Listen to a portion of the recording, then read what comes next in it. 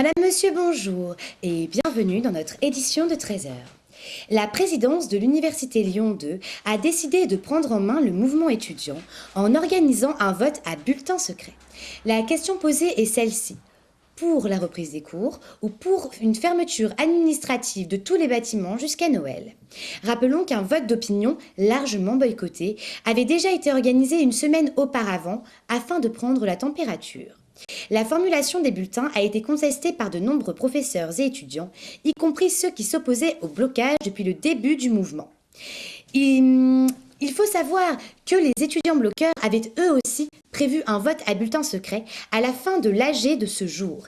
Ils ont donc été surpris et déçus face à l'attitude de la présidence qui a volontairement dédoublé les votes et qui leur a interdit l'accès à une salle afin qu'ils puissent se réunir. La situation est donc tendue et semble sans issue pour l'instant. Pour plus d'informations, retrouvons tout de suite notre envoyé spécial sur le terrain en direct de Bron, Indiana Jeanne d'Arc. Nous retrouverons sur le plateau après ce reportage un représentant de la majorité de l'UNLEF. Bonjour Indiana, vous avez l'air en difficulté. Tout se passe bien pour vous? Oui, Indiana, ici, tout va bien. Mais comme l'avait prévu notre farouche ami Bidoué hier, il pleut du sang aujourd'hui sur le campus de Bron. Donc, les mouches, bon, les grenouilles passent encore. Les ténèbres, pourquoi pas, mais la pluie sanguinolente, non quoi.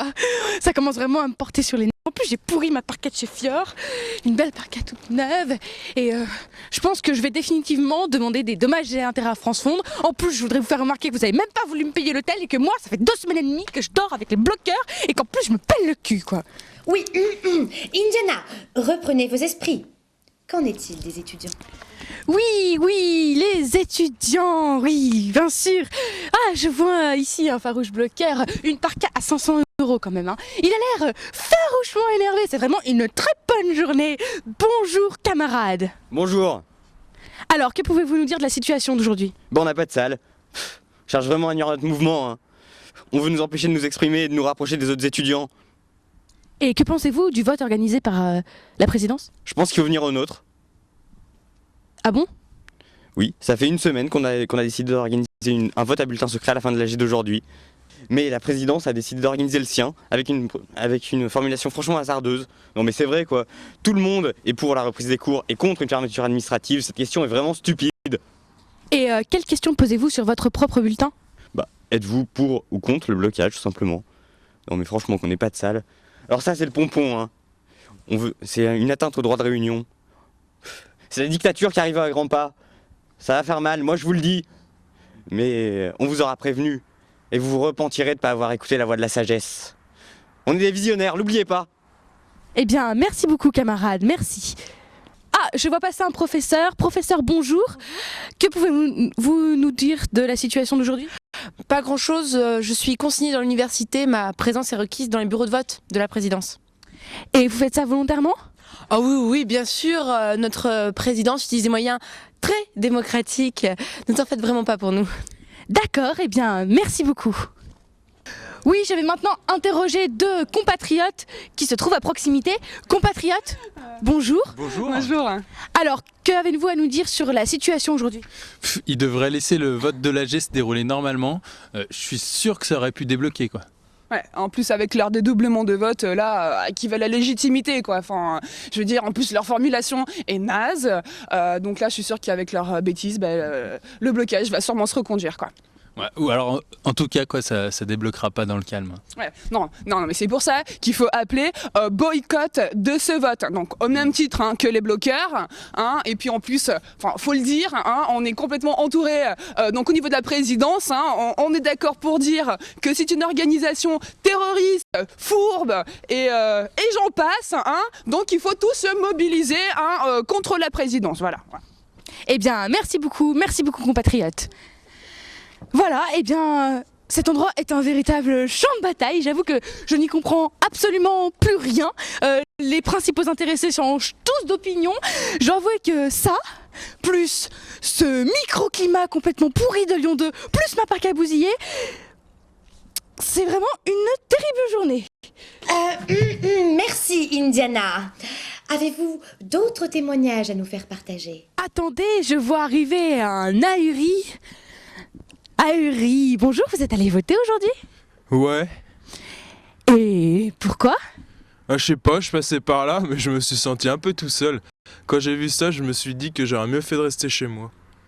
Et vous avez voté au vote de la présidence ou à celui de l'AG? Ah, je sais pas, faut pas trop m'en demander. Et vous avez voté pour ou contre le blocage? Ah, je sais pas, j'ai déjà rien compris à la question posée. De toute façon, là, je rentre chez moi, ma mère a fait la bouffe. Et c'est cool d'être en vacances, j'ai rien besoin de faire et c'est vraiment trop cool, quoi. Bah, merci beaucoup à vous, ahuri, merci. Bien. Merci, Indiana, pour ces propos édifiants. Je suis actuellement en présence de Judas, représentant de la majorité de l'UNLEF. Voilà. Bonjour, Judas. Bonjour. Qu'avez-vous à nous dire sur cette situation? Rien. Pardon? Bah oui, que voulez-vous que je vous dise? Oui, c'est vrai, nous avons appelé à voter du côté de la présidence, mais que vouliez-vous qu'on fasse? Nous n'avions guère le choix. Si nous voulons que les choses changent un jour au cœur de ce gouvernement, comme l'a fait notre cher Carlin Bouchner, il faut savoir faire profil bas, accepter et attendre que les bonnes occasions se présentent et se faire entendre, vraiment. Ah, et quelles réactions ont eu les étudiants face à votre prise de position? C'est une catastrophe. Plus personne ne nous parle, plus personne ne nous aime. On se fait même siffler. À chaque fois que j'entre en AG, j'ai l'impression d'être dans une fosse au lion. Mais j'assume. Bien. Merci, Judas, pour ce témoignage instructif. Nous venons d'apprendre que la participation au vote de la présidence n'atteint pas plus de 13% et n'a guère plus de légitimité que le vote de l'AG. Le premier est favorable à la reprise des cours, alors que le second est favorable à la reconduite du blocage. Lequel des deux l'emportera? Réponse au prochain épisode. Tout de suite, la météo avec Bidoui. C'est cool. Ouais, il y avait Klaxon au milieu. Oh. Ouais, mais sur les caméras, non. Journal télévisé. On installe le canapé pour faire le flashback. Faut la garder.